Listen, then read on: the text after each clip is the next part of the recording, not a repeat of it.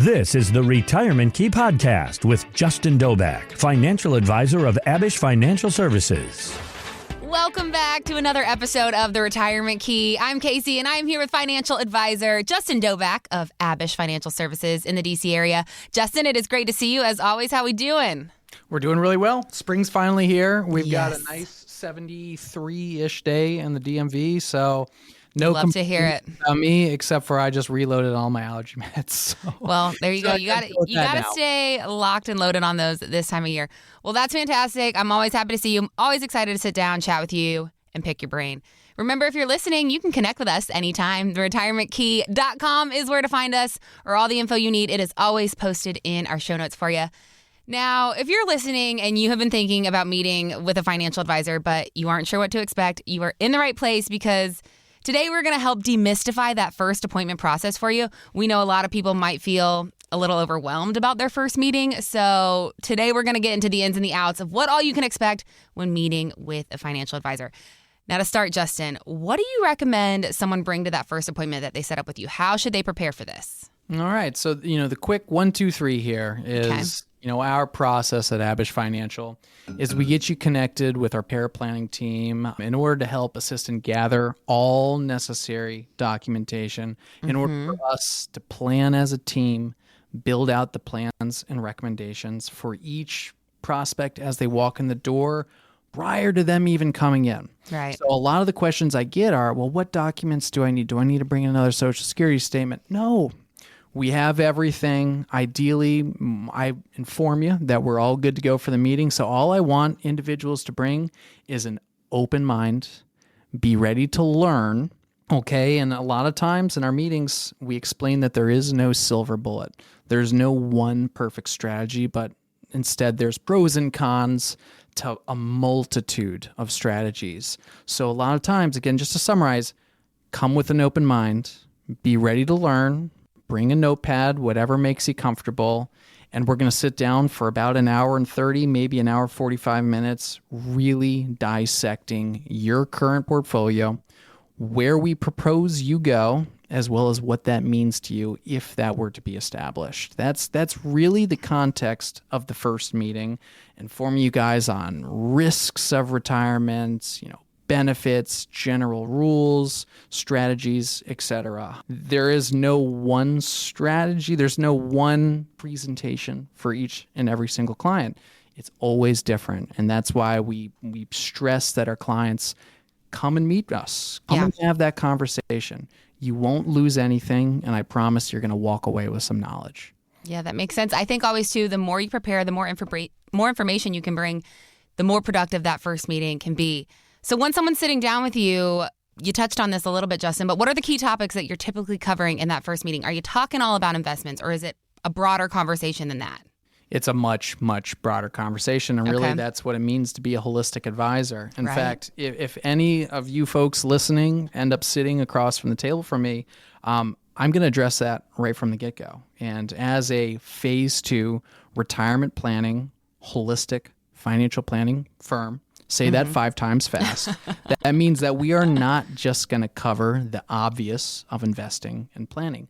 That's just a piece of the puzzle. I want to make sure we're addressing estate planning, tax planning, especially with what's going on in the world today, as well as insurance planning. Really, I just want to make sure that all aspects of your financial plan are singing in harmony. I don't want us to be lopsided in any particular category. I want us to be optimal across the board. Okay? That's great to hear that you're going to, touch on a little bit of everything. Now, I think some people might be intimidated by the idea of financial planning if they don't have a lot of investments yet, if they're not familiar with it. I know when I first got into the financial world, it was definitely scary, definitely overwhelming. So how are you tailoring your approach for someone who may be completely new to financial planning when they sit down in front of you? Yeah, in a lot of times, just as you said, Casey, there's a lot of anxiety. Am I going to sit down from somebody and is he just going to tell me that I don't have enough, or I got to work longer, or maybe it's the opposite side. Maybe I really love my job and this guy's going to tell me, hey, stop working. That while all those are possibilities, in no way are we ever going to be, berating or shaming. We are educators at the end of the day. And I want to make sure that everyone sitting across from me, Abe, any other advisor here at Abish, is just going to make sure that they have the fundamentals, they have the knowledge to understand that their situation means X. And if they are to do Y, it means Z, right? Mm-hmm. That is our focus. It's always educating people to make a decision because there are pros and cons, opportunity costs to everything in life, right? And the same applies to every single financial plan. And really, the most beneficial thing that anybody can do for their individual financial plan is to just have a conversation about it. Put that at the forefront of your mind so that we're aware of it, we're thinking of it, because these plans and strategies, I know I've said in previous podcasts, they're dynamic, right? They're ever changing. Life is going to throw curveballs at you, whether you like it or not. They're going to be good curveballs. They're going to be bad curveballs. And developing that plan can be done with the facts on hand. And that's why developing a relationship is so key. Chatting with me or another one of the advisors 4 times a year, just to make sure that I've got that up-to-date information so that I'm allowed to be on my toes. I can be on my toes. I can rebuild the strategy. I can rework things as things change, because they will. But again, the key is to just start. Have that conversation. Even if we end up not working together, you still walked away with some knowledge. You still can put yourself in a better direction. And that's really what all of our focuses here at Advisors is to just leave people better off than they were before meeting us. I love that. It's all about meeting people where they're at. And I love that it sounds like getting the client comfortable is the overall goal here.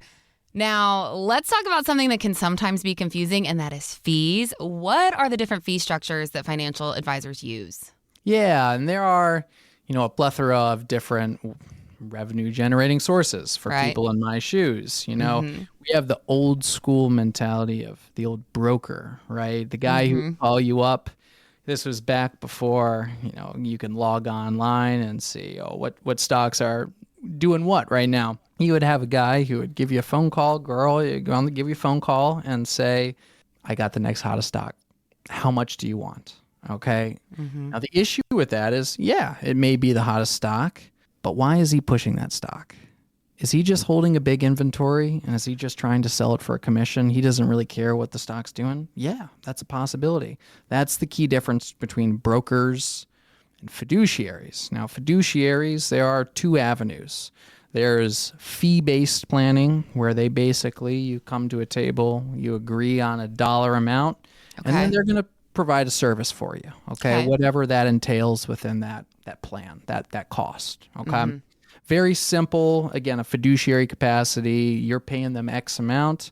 They are going to provide a service with only you in mind within that parameters, okay? Now, the last, and really where Abish falls into majority of the fold, is AUM, okay? Assets under management. Now, how that works out is, we charge a fee based on whatever we're managing, okay? Typically in our, 2 or 3 meetings where we have with clients, we draft a proposal where at the bottom it has an all-in fee. And effectively, this is an annual fee, but like most advisors, they draw from the accounts either monthly or quarterly, depending on the firm, right, in order to achieve that all-in annual fee. Again, this is a really great structure because now that advisor, that firm, is incentivized to do better, right? If the portfolios do poorly, if the markets do poorly, we make less. Right. We always want to be productive. We want our clients to make more money. Therefore, we make more money. And really, that's where you're looking between that difference between the broker role, not in your best interest, but sometimes really cost effective, versus a fiduciary who legally is obligated to act in your best interest always. Always. So those are kind of the differences. Got it. Okay, that's good to know because I think a lot of people get hung up on the fee structure there.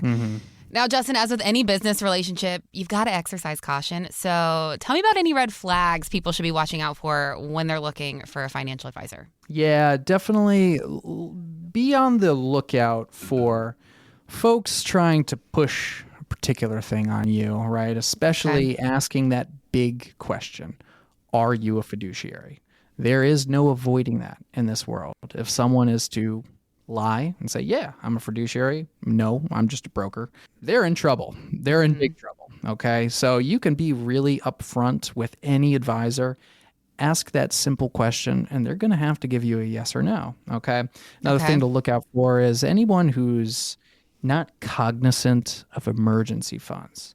Folks who like to utilize every single dollar you have and place it in XYZ, right? Yeah. Liquidity is still very, very, very important, especially for retirees. Like we're talking about life's curveballs, you need to have dollars readily available. Okay. Absolutely. And whether that's, segregating some funds into a money market, a high yield savings account, CDs, checking, whatever it may be. Just making sure that the client has ready, easy access to any dollars they may need. There's nothing wrong with them calling up the advisor and saying, hey, life happened. I need surgery, or tree fell on my roof. I need $30,000. Yeah, of course, we're always going to be able to direct funds from the portfolio to any client. But to be faster, it's always easier, always less stressful to just have some dollars on hand. And that goes back to that emergency fund. I know I've said 3 to 6 months for most folks. I think for retirees, really that's 6 to 8 months is a little bit more conservative, a little bit more flexible. That's a big thing to look out for. And lastly, transparency, right? Every client deserves to see everything that's going on at any point in time. And if any advisor is even remotely shady with where dollars are, what they're doing, what their strategies are, that's a huge red flag. Right. It's a team relationship. Yeah. Every single client and advisor work as a team. All right. And with that said, communication needs to be 100% honest and 100% open. Those are really my big flags in terms of, hunting for the right advisor. Right. Great advice. Great advice. Now, let's talk about what happens after that first appointment. What's your typical follow-up process? What should be expected there? Yeah. Now, typically, most of our first appointments have either 1 or 2 follow-up. This is typically where I send them home with some homework, whether that be, on the fun side of, well, what the heck do you want to do in retirement? Is it travel? Is it grandkids? Is it fun in college? Whatever it may be. There's a lot of homework like that. Sometimes there's some not so fun homework of, really take a look at the situation right now. We need to stretch this one a little further. We may need to make some cuts somewhere. That's typically where I let them go home, have a beverage of their choice and sit down and really, consider that. And we come back in, we address concerns. Most importantly, I address those questions. All right. And I say this literally in every single meeting, that their knowledge and understanding of the recommendations is as important as the recommendations themselves, right? It goes back. I said, we're a team, and I need everyone to be an equal level playing field in order for that relationship to work. So that's a big focus as well as, summarizing anything. If there's any confusion about anything we discussed, we dive on into it. After that, whether we decide to work with them or not, that's typically where we schedule what we consider a delivery meeting, right? Where we tie off loose ends. Usually we book that 60 to 90 days out from the date that they come on board. And again, that's where we tie up loose ends, maybe talk about capital gains, any tax implications of readjusting the portfolios, making sure that they've got all their access, all of their accounts, everything necessary for them to see their portfolio on their end. And from there, we start booking out those regular quarterly meetings where we're jumping on into it, at a minimum 4 times a year. Well, it's good to hear that it's not just a one and done thing. This is really a long-term relationship that you're entering into when you are choosing a financial advisor to work with, which leads me to my final question before I let you go, Justin. How do financial plans for your clients evolve over time, and what do you recommend to your clients to help them stay engaged in the entire process? Yeah, I always paint the picture of the general rule of thumb that as you get older, we are going to de-risk, right? Time horizon decreases, life expectancy shortens. Therefore, we want to be taking less and less risk over time. And that's something I make abundantly clear, that usually when we start the engagement, it is just that. It's a starting point, and it is always going to adapt and evolve as life's curveballs are thrown at you. So in no way, shape, or form, we also get ties back into some other questions of fees. Typically as we de-risk a portfolio, fees tend to decrease. And I make that very clear that over time, it's very, very normal to see fees fall more and more and more as you get older, just as we de-risk the portfolio. So those are kind of the things I let people be aware of and what to expect as the relationship grows. Exactly. Got it. Well, Justin, you make the first appointment process sound so much easier than I think a lot of people imagine. So to our listener tuned in today who may be ready to take that leap, they want to get in for that first appointment with you, what should they do? Log on to retirementkey.com. That'll direct us to our website. You can get in touch with someone on our client relationships team. They can get you in the door here. Get involved with the paraplanners, start gathering documents. We can develop that strategy and then have a fun conversation with clients as they come in to meet us. Fantastic. Again, that is theretirementkey.com for all the resources you need to get connected with Justin and his team at Abish Financial Services. Thank you for joining us today. Be sure to subscribe wherever you get your podcasts so you never miss an episode, and we will see you next time. Thanks, Justin. Thank you, Casey. Take care, folks. Thanks for listening to the Retirement Key Podcast. To learn more about Abish Financial Services, visit theretirementkey.com. Abish Financial Wealth Management is a registered investment advisor with the SEC. Registration as an investment advisor does not imply a certain level of skill or training, and the content of this communication has not been approved or verified by the United States Securities and Exchange Commission or by any state securities authority. The information contained in this material is intended to provide general information about Abish Financial Wealth Management and its services. It is not intended to offer investment advice. Investment advice will only be given after a client engages our services by executing the appropriate investment services agreement. Information regarding investment products and services are provided solely to read about our investment philosophy and our strategies.